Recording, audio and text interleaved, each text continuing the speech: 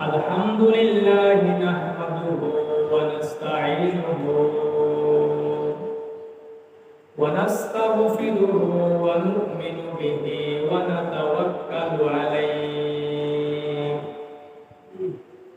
ওয়া না'উযু বিল্লাহি মিন শুরুরি আনফুসিনা ওয়া মিন সাইয়্যাতি আ'মালিনা من يهده الله فلا مضل له ومن يضلله فلا هادي له ونشهد أن لا إله إلا الله وحده لا شريك له ونشهد أن سيدنا ومولانا محمدا عبده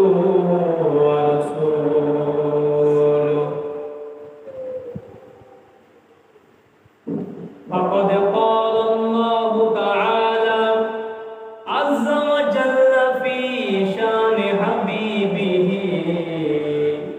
إن الله وملائكته يصلون على النبي يا أيها الذين آمنوا صلوا عليه وسلموا تسليما يا اللهم صل على سيدنا مولانا محمد وعلى آل سيدنا مولانا محمد اللهم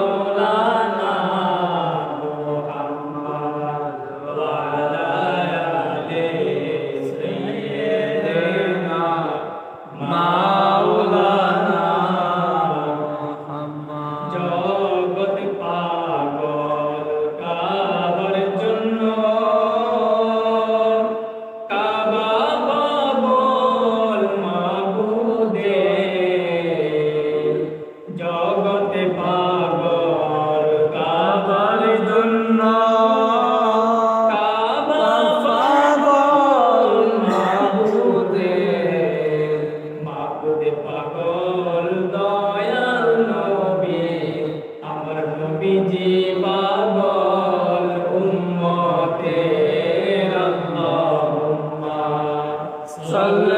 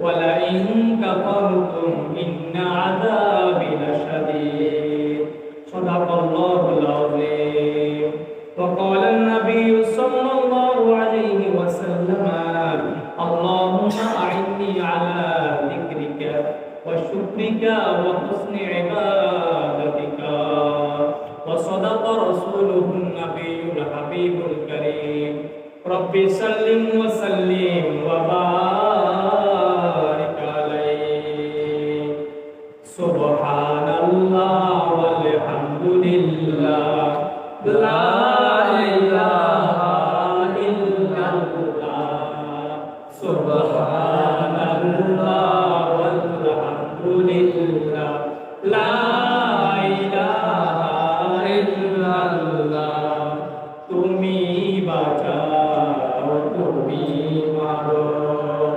অবিরত ক্ষমা করো তুমি বাঁচাও তুমি মারো অবিরত ক্ষমা করো ধরার যে জন তাকে ধরো ধরার যে জন তাকে ধরো তোমার দিদার দিতে আল্লাহ সুবহান আল্লাহ আলহামদুলিল্লাহ লা ইলাহা ইল্লাল্লাহ সুবহানাল্লাহ আলহামদুলিল্লাহ লা ইলাহা ইল্লাল্লাহ। মুআজ্জাজ মুহতারাম ওয়াজিবুল ইহতারাম সম্মানিত মুসল্লিয়ানে কিরাম পদ্মানিশীন মা ও বোনেরা মুসকুরাত খাওয়াতিন আসসালামু আলাইকুম ওয়া রাহমাতুল্লাহি ওয়া বারাকাতুহু। মহান আল্লাহ রাব্বুল আলামিনের দরবারে লাখো কোটি শুকরিয়া আদায় করি যে মহান রব্বুল আলামিন পবিত্র জুমাতুল মুবারাকার সালাত আদায় করার সেই তৌফিকটুকু আমাদেরকে দিয়েছেন।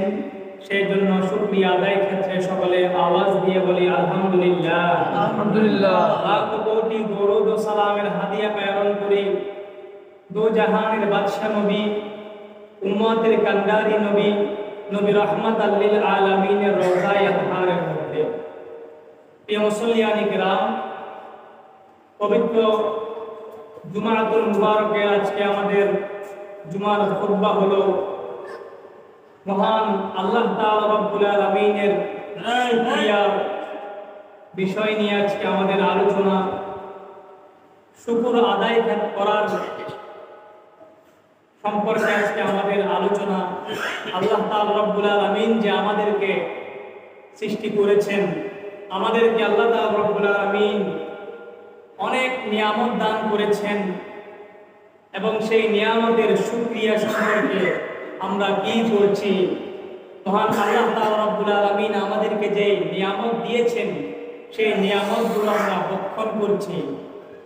নিয়ামত ভক্ষণ করার পর আমরা কি আল্লাহ তাআলা রব্বুল আলামিনের শুকরিয়া আদায় করছি নাকি করছি না? আজকে কি মাইকের আওয়াজ করবে? মহান আল্লাহ তাআলা রব্বুল আলামিন আমাদেরকে আমাদের এই হায়াতে জিন্দেগি আমাদেরকে দিয়েছেন ইবাদত বন্দেগি করার জন্য, সাথে সাথে অনেক নিয়ামত আমাদেরকে দিয়েছেন আমাদের নিঃশ্বাস নেওয়ার জন্য। আমরা যে নিঃশ্বাস নিচ্ছি আল্লাহ তাআলা রব্বুল আলামিন আমাদেরকে তার সৃষ্টি করা বাতাস দিয়েছেন, অক্সিজেন দিয়েছেন, আমরা নিঃশ্বাস নিচ্ছি। আমরা যদি কোনো হসপিটালে যাই, সেখানে যদি আমরা কেউ আইসিইউতে থাকে, অক্সিজেন নিতে হলে সেখানে ভাড়া দিতে হয় কি হয় না? হয় না? ডাক্তারের কাছে গেলে হয়। কিন্তু রব্বুল আলামিন আমাদেরকে দিনের পর দিন, বছরের পর বছর আল্লাহ তাআলা রব্বুল আলামিনের নিয়ামত হিসেবে আমাদেরকে অক্সিজেন দিয়ে রেখেছেন, যার কোনো হিসাব আমরা কারো কাছে দেই না। কিন্তু রব্বুল আলামিনের শুকরিয়াও আমরা আদায় করতে চাই না, ঠিক কি না?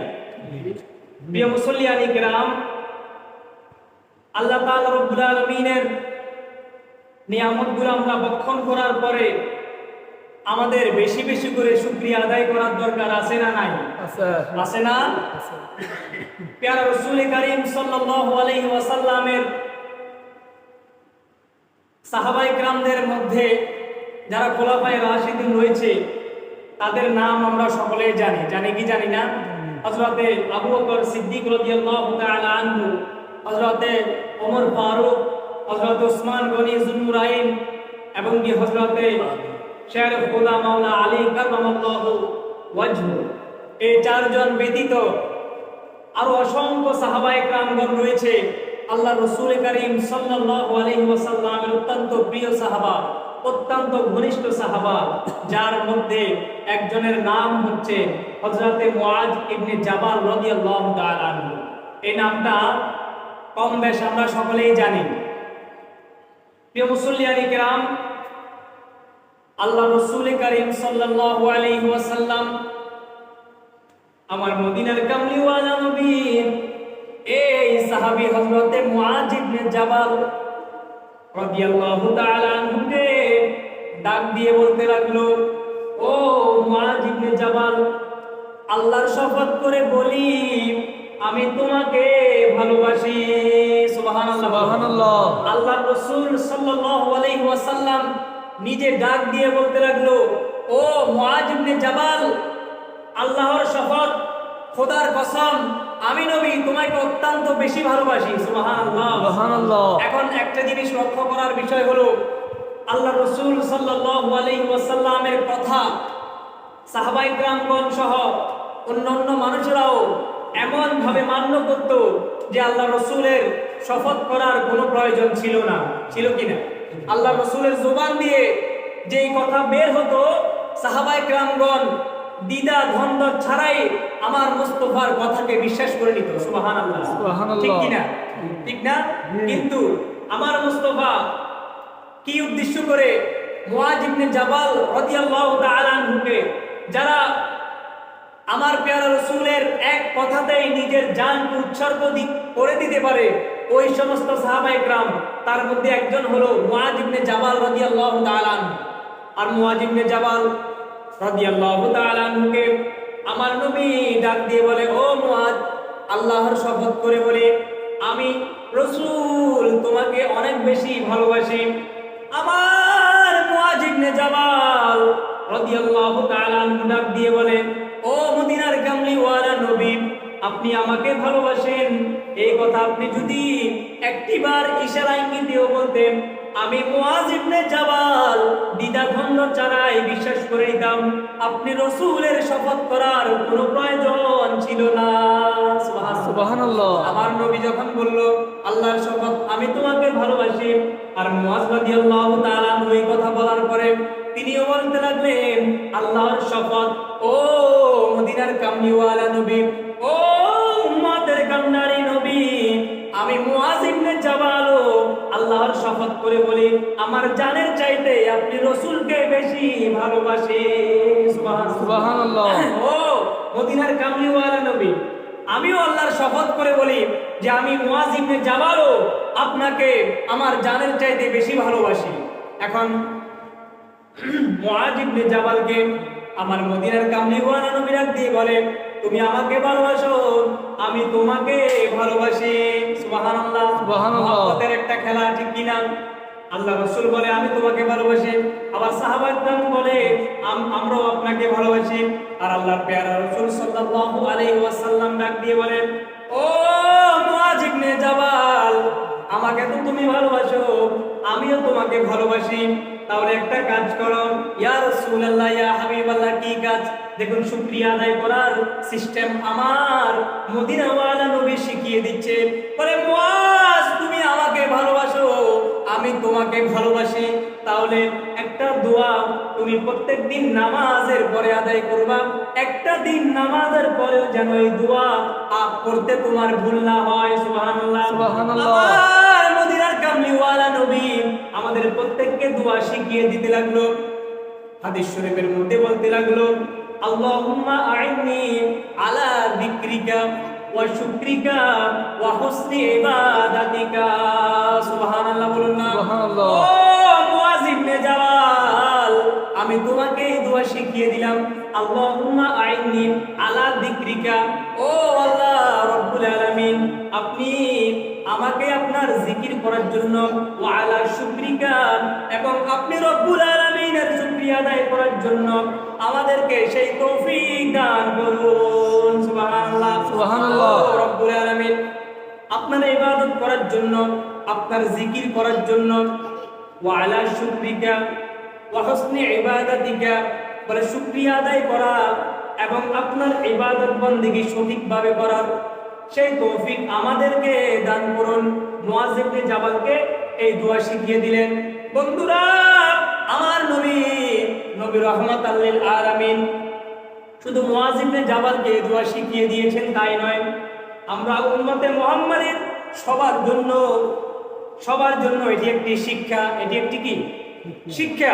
আল্লাহ রাসূল কারীম সাল্লাল্লাহু আলাইহি ওয়াসাল্লাম যে একজন সাহাবী মুআয ইবনে জাবালকে এই দোয়া শিখিয়ে দিয়েছেন, এই দোয়াকে শুধু মুআয ইবনে জাবালের জন্য নাকি আমার মুস্তাফার সমস্ত উম্মতের জন্য? সমস্ত উম্মতের জন্য আমাদের শিক্ষা এটা। আমরা এখান থেকে শিক্ষা নিব এবং কি এইভাবে আল্লাহ তাআলা রব্বুল আলামিনের কাছে দোয়া করব, আল্লাহুম্মা আইন্নি আলা যিকরিকা ওয়া শুকরিকা ওয়া হুসনি ইবাদাতিকা। সুবহানাল্লাহ।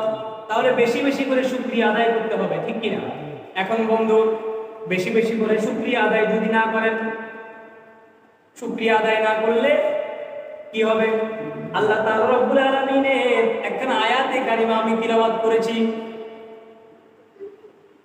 লাইন শাকারতুম লা আযীদান্নাকুম ওয়া লাইন কাফারতুম ইন্না আযাবি লাশাদীদ। সুবহানাল্লাহ, সুবহানাল্লাহ। ও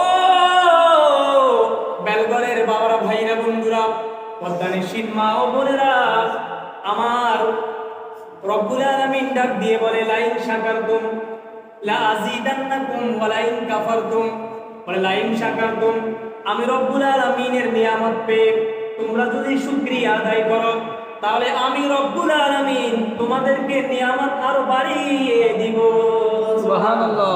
আল্লাহ বলে, ও আমার বান্দারা, আমি রব্বুল আলামিন তোমাদেরকে যে নিয়ামত দিয়েছি সেই নিয়ামত পেয়ে তোমরা যদি শুকরিয়া আদায় করো, আমি রব্বুল আলামিন নিয়ামতকে আরো বহুগুণে বৃদ্ধি করে দিব। আওয়াজ দিয়ে বলুন না সুবহানাল্লাহ। সুবহানাল্লাহ। ওয়া ইন কাফারতুম, বলে যদি তোমরা শুকরিয়া আদায় না করো, যদি তোমরা শুকরিয়া আদায় না করো, ইন্না আযাবি লাশাদীদ, বলে জেনে রাখো আমি রব্বুল আলামিনের আযাব অনেক বেশি ভয়ঙ্কর, অনেক বেশি ভয়ঙ্কর, অনেক কঠিন। আমি রব্বুল আলামিনের আযাব। আল্লাহ তাআলা আমাদেরকে নিয়ামত দিয়েছেন কি দেন নাই? দিয়েছেন না? আল্লাহ তাআলা রব্বুল আলামিন কেমন নিয়ামত দিয়েছেন? পবিত্র কোরআনুল মুকাদ্দাস ফুরকানুল হামিদের আরেকখানা আয়াতের দিকে যদি আমরা লক্ষ্য করি তাহলে দেখতে পাই, ওয়া ইন তাউদ্দু নি'মাতাল্লাহি লা তুহসুহা। আওয়াজ দিয়ে বলুন সুবহানাল্লাহ। সুবহানাল্লাহ। রব্বুল আলামিন বলেন, ও আমার বান্দা, শোনো শোনো শোনো, আমি রব্বুল আলামিন তোমাদেরকে যে নিয়ামত দিয়েছি তোমরা সেই নিয়ামতগুলো গণনা করতে পারবে না। সুবহানাল্লাহ।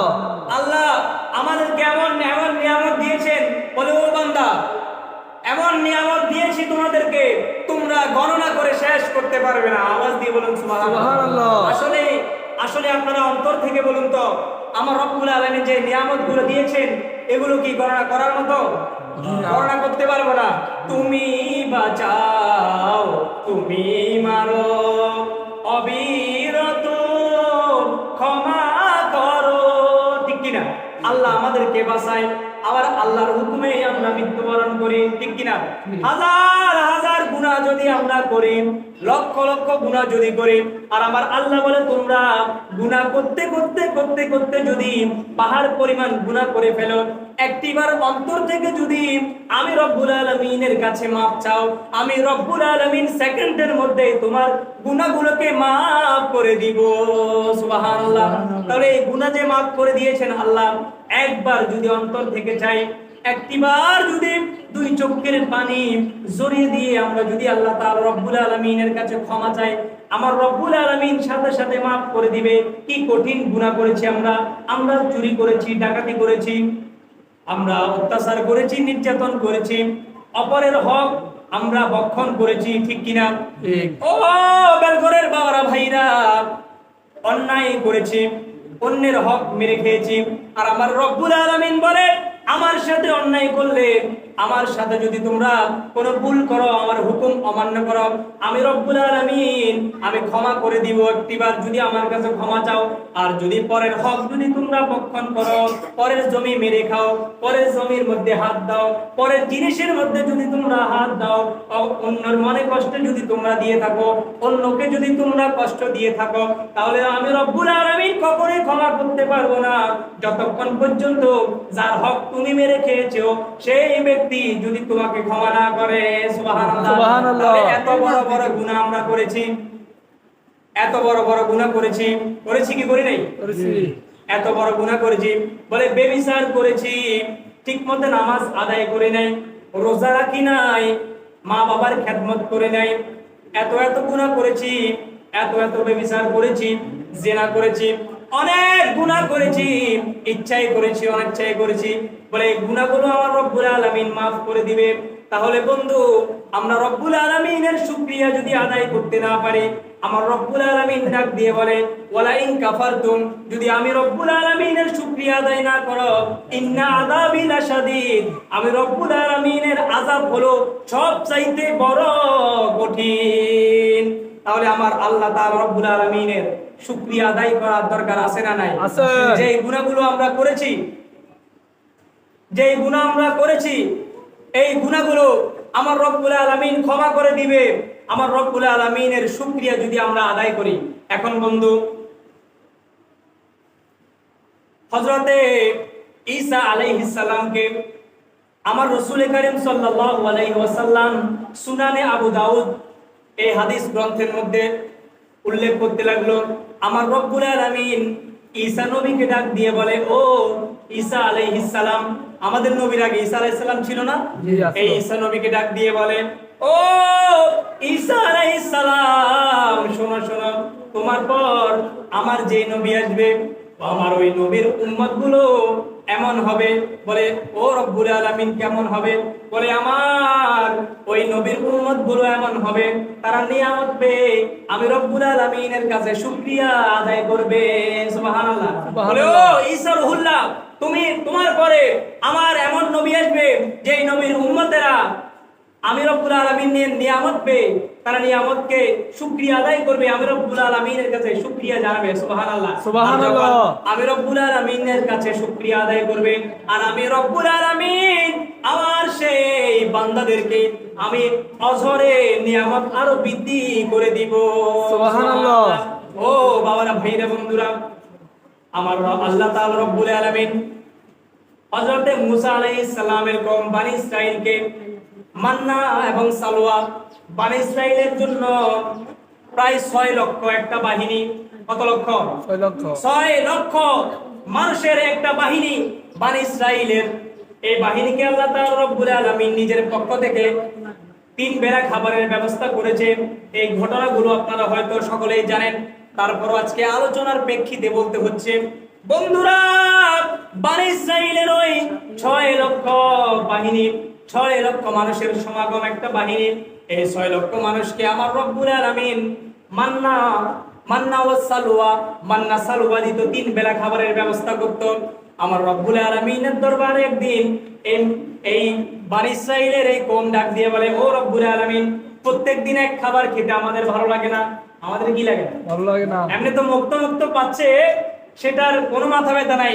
আল্লাহকে আবার বলে যে আল্লাহ ভালো লাগে না, অথচ তাদের না রান্না করতে হচ্ছে, না উঠা বসা করতে হচ্ছে, কোনো ধরনের টেনশন ছাড়াই খাবারের সময় খাবার চলে আসতেছে, এই জিনিসটাও তাদের কাছে ভালো লাগে না। শুকরিয়া আদায় করতে পারেন, আল্লাহ ভালো লাগে না এক তরকারি, কি প্রত্যেকদিন ভালো লাগেনি?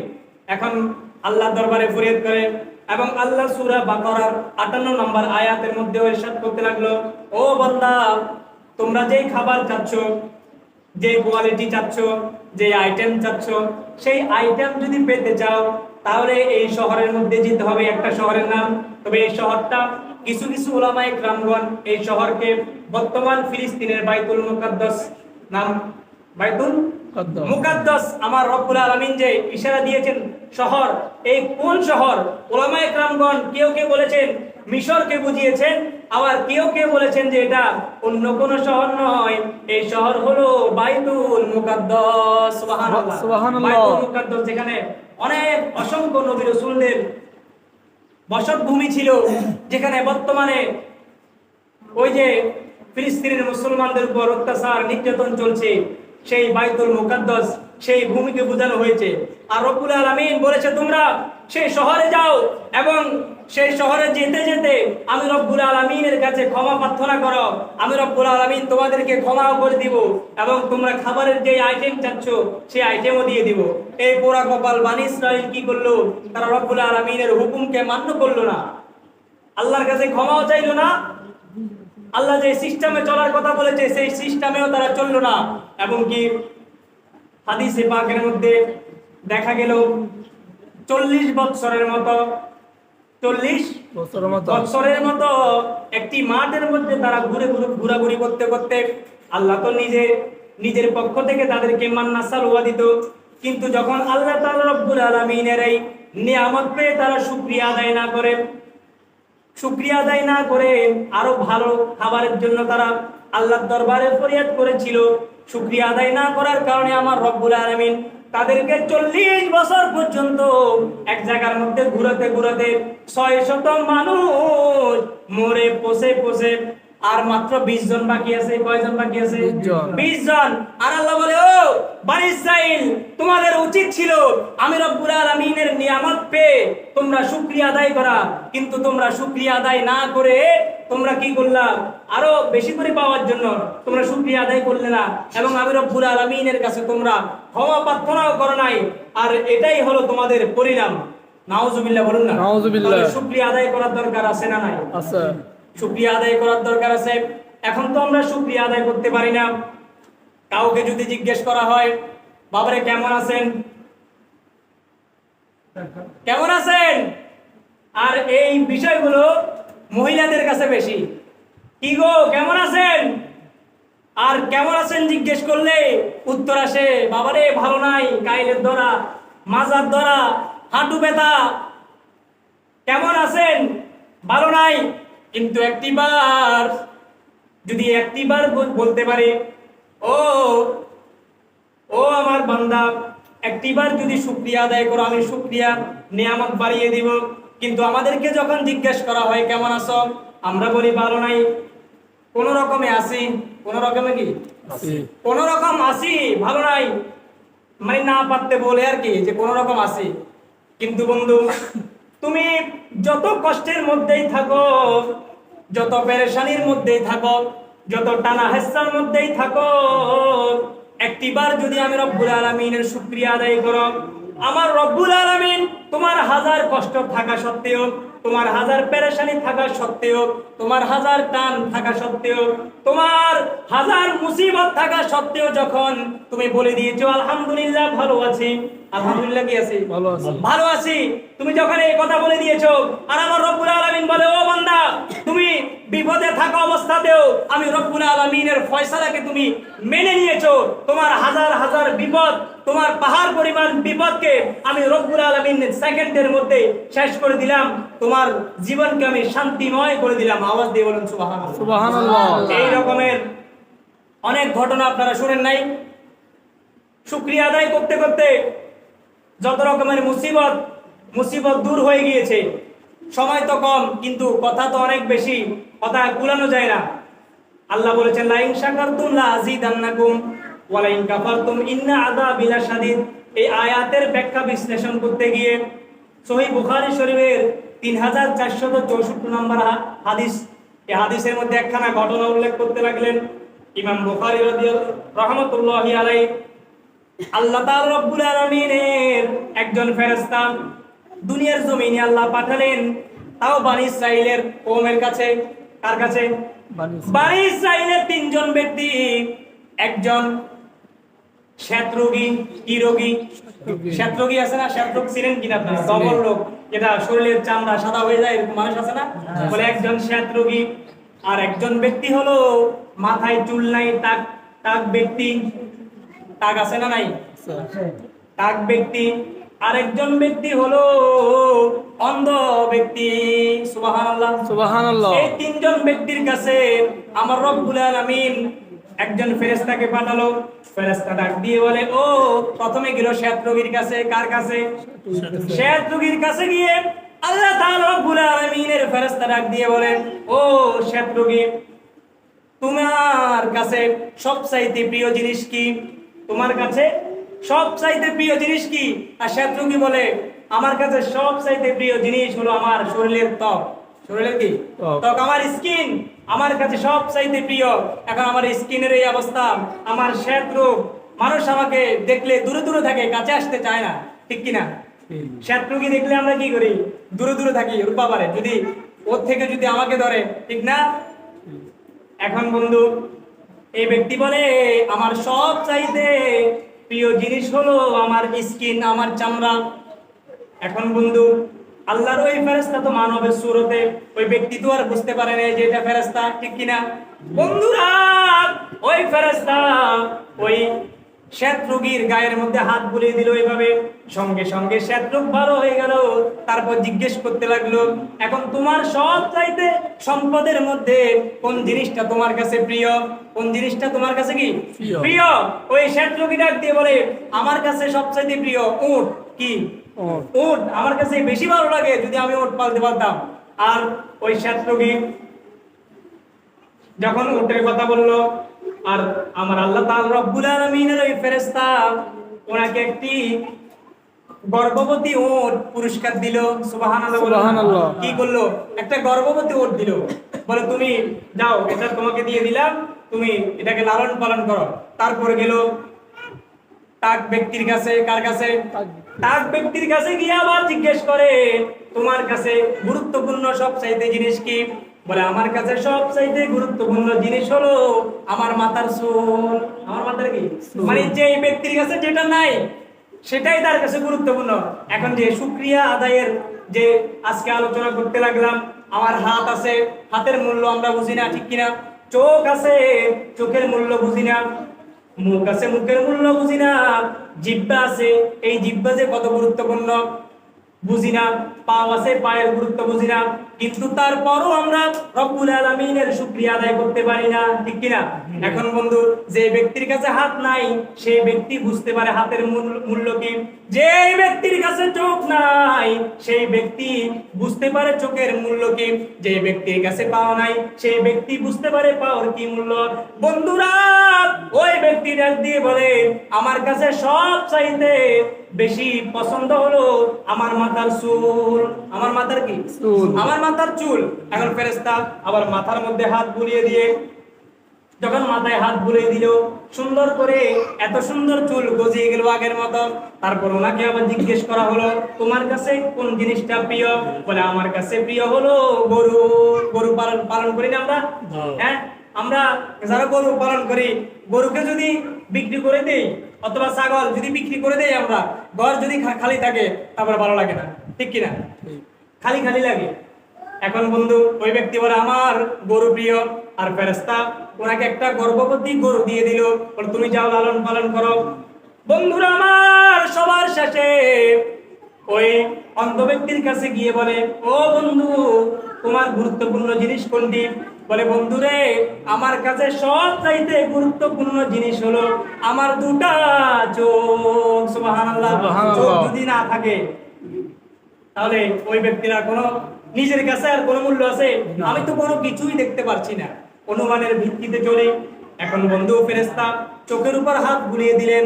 আমার আল্লাহ তাআলা রব্বুল আলামিনের রহমতের ফেরেশতা যখন চোখের মধ্যে হাত বুলিয়ে দিলেন, সঙ্গে সঙ্গে ওই অন্ধ ব্যক্তির দুই চোখ ভালো হয়ে গেল।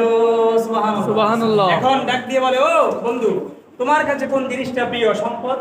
ওই ব্যক্তি বলে, আমার কাছে প্রিয় হলো ছাগল। কি? ছাগল আমার কাছে প্রিয়। একটি গর্ভবতী ছাগল দেওয়া হলো। গর্ভবতী ছাগল দেওয়া হলো। এই ব্যক্তি আবার লালন পালন শুরু করলো।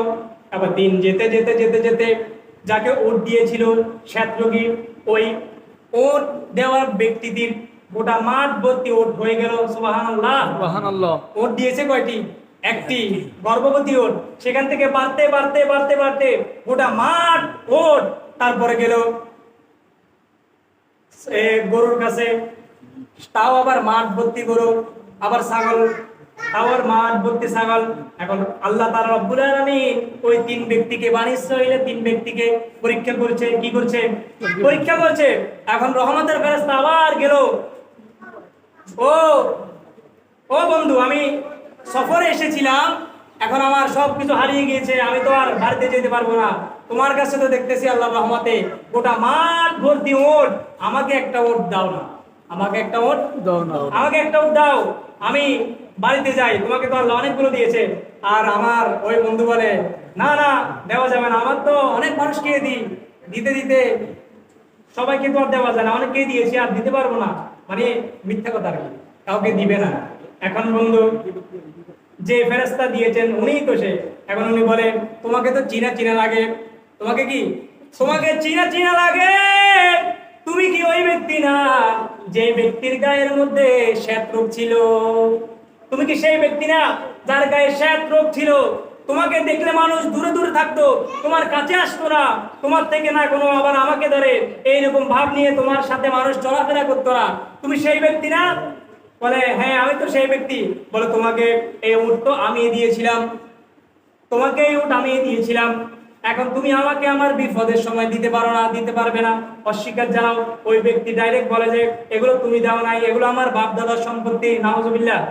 তাহলে আল্লাহ নিয়ামত দিয়েছেন, অস্বীকার করেছেন। ঠিক একইভাবে গরুওয়ালার কাছে গেল এক ব্যক্তি, ওনাকে গিয়ে যখন বললো, সেম কাণ্ড, অস্বীকার করে, কেউ এগুলো আমাকে দেয় নাই, আমার বাপ দাদার সম্পত্তি।